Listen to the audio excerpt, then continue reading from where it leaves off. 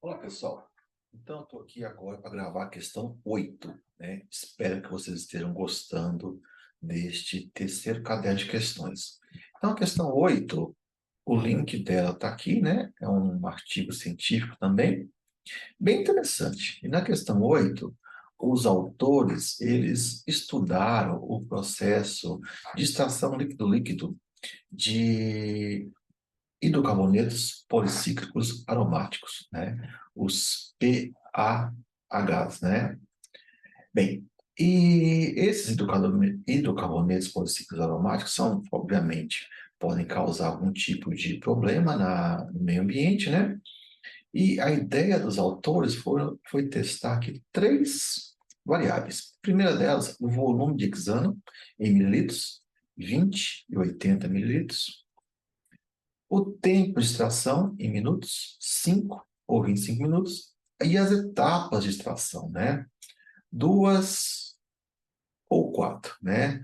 As etapas de extração quando eu tenho dois, eu vou fazer o processo duas vezes. Eu coloco o hexano, agito por um tempo e extraio. Aí pego aquele material que sobrou, coloco mais hexano, agito e faço a extração. Então, extrai duas vezes. Então, N igual a 2 é isso. E eles testaram N igual a 2 e N igual a 4. E, obviamente, a resposta que eles querem atingir é obter uma alta recuperação dos PAHs, né? Dos hidrocarbonetos policíclicos aromáticos. Bem, e as amostras foram amostras de água, né? Amostras de água. Então, eu vou sair aqui do PowerPoint. Vamos lá para o nosso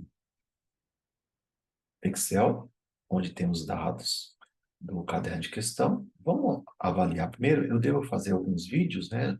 Uns 3 vídeos sobre essa questão, mas essa questão aqui é bastante interessante.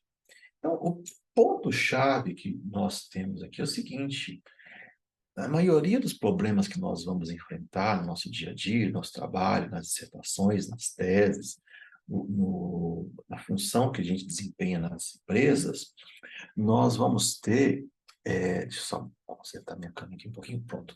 Nós vamos ter mais de uma resposta. Isso é fatal. Vejam que esses autores aqui, eles têm 15 respostas, né? Então, são vários hidrocarbonetos, desde os mais conhecidos, né? O naftaleno, o fenantreno, o antraceno, o pireno, o benzoantraceno, o criseno, o acenaftalene, o benzofluoretano, o benzopireno, né? E assim por diante, até o... Aqui eu coloquei todos os nomes em inglês, né? O indene pirene, né? Eu não me atrevi a traduzir o nome aqui desses hidrocarbonetos para não fazer traduções erradas. Mas, enfim, agora aqui, olha, eu tenho as variáveis na escala real e as variáveis na escala codificada. Então, veja que os autores, eles fizeram planejamento fatorial do tipo Dodge. Esse tipo de planejamento é bem interessante, por quê? Porque eu posso testar as variáveis em diferentes quantidades de níveis, né? Em diferentes quantidades de níveis. Então, esse foi uma das coisas que os autores testaram aqui. Então, vejam que o hexano, que me parece que é a variável mais importante, ela foi testada, né? Essa variável foi testada em 7 níveis diferentes. Vamos fazer alguns gráficos aqui? Inserir. Pronto. Aí, ó. A variável 1 variou aqui desde menos 186. Deixa eu colocar na escala real, que eu acho que vai ficar mais intuitivo, tá? Deixa eu só mudar aqui para a escala real. Variável 1 versus a 2. Pronto. Vamos até mudar aqui o título, ó. Eu gosto de fazer tudo meio ao vivo aqui, viu, pessoal? V1 versus V2, tá? Então, veja que a variável 1, que é o volume, variou de 20 até 80. Então, foi 20, 30, 40, 50, 60, 70, 80. Sempre de 10 em 10 mililitros, né? 10 em 10 mililitros.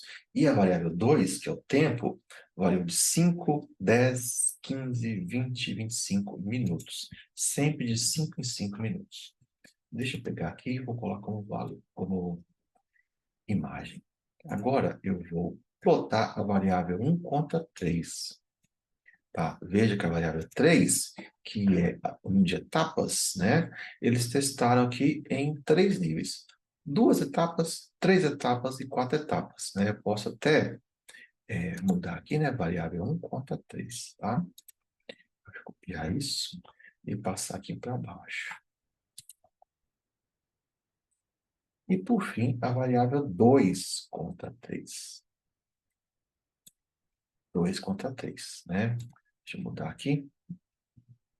Então, a variável 2 em 1, 2, 3, 4, 5 níveis e a variável 3 em 3 níveis, né? Então, por algum motivo, os autores, eles testaram o volume de exame em mais níveis, depois o tempo em 5 níveis e o número de etapas em 3 níveis apenas. Bem, aí agora, nessa primeira parte aqui nesse primeiro vídeo, dessa questão 8, vamos tentar dar uma olhadinha aqui nos dados, né? Porque as respostas é a porcentagem de recuperação desses 15 hidrocarbonetos. E é claro que os autores, eles não querem uma condição que seja boa só para um hidrocarboneto. Eles querem uma condição que seja ótima, ou uma condição de compromisso, né? Ou seja, não é nem ruim para todo mundo e nem ótima para todo mundo, mas é boa para todo mundo, né? Então, eles querem uma condição que seja de compromisso. Então, vamos dar uma olhadinha aqui nesses dados. Tem várias ferramentas que a gente pode usar.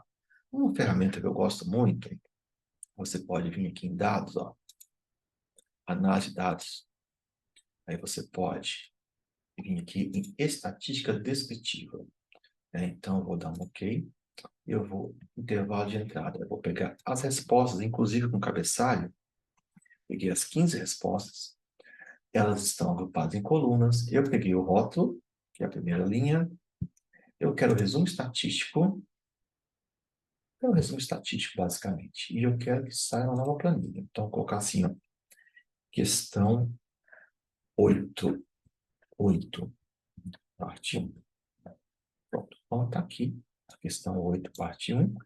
Então, nessa estatística descritiva, tem aqui os dados, né, para todas as respostas, e eu tenho aqui a média, o erro padrão, a mediana, a moda, o desvio padrão. Eu posso dar uma ajeitada, né, vamos chamar assim, nesses dados da seguinte maneira. Ctrl X e eu vou passar assim. Aí eu posso apagar, porque essa legenda é igual para todo mundo, né? Então, deixa eu apagar isso aqui.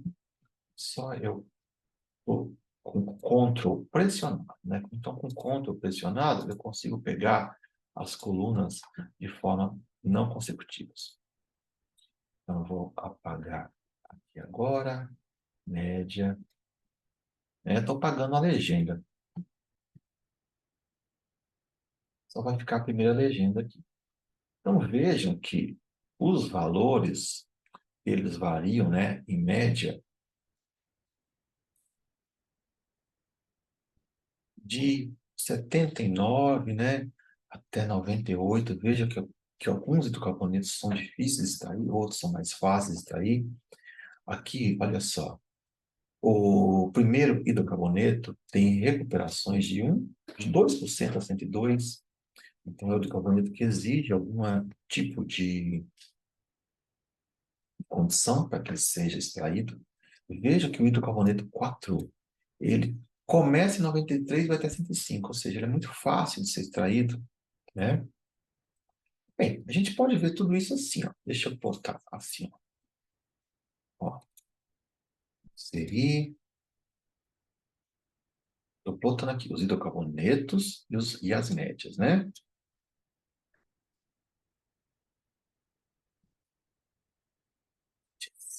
Hidrocarbonetos. Aí, o que eu posso fazer? Eu posso ter aqui uma ideia de quanto cada um influencia, né? Eu posso vir aqui, ó, clicar na coluna, adicionar elemento gráfico, eu posso vir em barra de erros, mais opções. Aí, olha, personalizado, especificar valor. Eu vou pegar no erro positivo, vou pegar o seu padrão. O erro negativo, vou pegar o seu padrão também, né? Vou ter uma barra. Vejam que tem alguns hidrocarbonetos que são muito fáceis de serem retirados. Eu vou pegar esse gráfico aqui e vou mover ele para uma nova planilha, né? Que eu vou chamar assim de Q8, né? Questão 8, parte 1, média. Vou colocar assim, tá? Então vejam que tem alguns hidrocarbonetos que, por exemplo, o quarto hidrocarboneto, a média dele é quase 100 e varia aqui, ó, de 98 até 102. E veja que um dos mais problemáticos são os três primeiros, né? Eles têm aqui, ó, um desvio padrões muito alto, ou seja, existe alguma condição que faz com que não seja boa a extração. Aqui tem outras informações, né?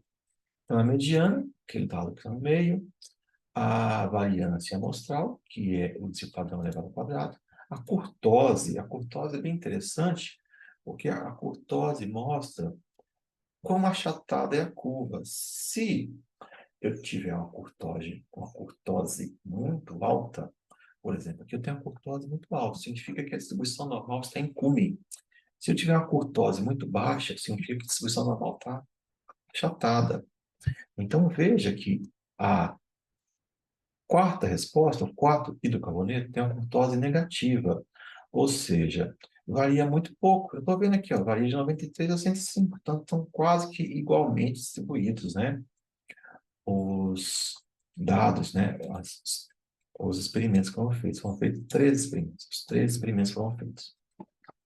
Tem alguns, por exemplo, a primeira e a segunda resposta, a terceira também, tem curtoses muito altas, significa que eu tenho alguma coisa se sobressaindo, né? Nesse tipo, que a distribuição não é uniforme, né? Que eu tenho realmente aquela distribuição normal na forma de sino, né? Bem, eu estou vendo aqui, ó, varia de 1 a 102, de 4 a 101, de 15 a 95, e o resto tem curtoses bem baixinhas. A assimetria, né? Então, se a assimetria for muito pequena, próximo de zero, significa que a média é muito parecida com a mediana. Aí, 4 de novo, é a menor assimetria. Média é muito parecida com a mediana. Se a simetria for alta, tanto do lado negativo quanto do lado positivo, significa que eu tenho dados diferentes, né? Então, por exemplo, aqui eu tenho uma assimetria negativa. A mediana, ela é maior do que a média. Quando eu tenho uma assimetria positiva, aqui, ó, a mediana, ela é menor do que a média, né? Então, é isso que diz a assimetria. Se a assimetria for zero, desculpa aqui a sonoplastia que eu fiz, se a mediana for zero, significa que a mediana, se a simetria for zero, significa que a mediana e a média são iguais, tá? Bem, e a moda é o valor que mais repete. Deu para calcular a moda aqui, né, em algumas delas, né, o 101 aqui é o valor que mais repete. E o menor e o maior, o intervalo, né, veja que essas que tem aqui uma maior assimetria e uma maior curtose, tem um maior intervalo, né? E a contagem, são 13 valores. Vamos fazer mais algumas coisinhas aqui. Bem, já plotei aqui. Eu vou de novo aqui em dados. Agora eu vou análise de dados. E eu vou clicar aqui em correlação. Correlação. Ok? Intervalo de entrada. Vou pegar as respostas, inclusive com cabeçalho. Então, em colunas, rótulos, Eu quero que saia na nova planilha, é melhor, né? Vamos sair em nova planilha. Vou chamar assim de Q8.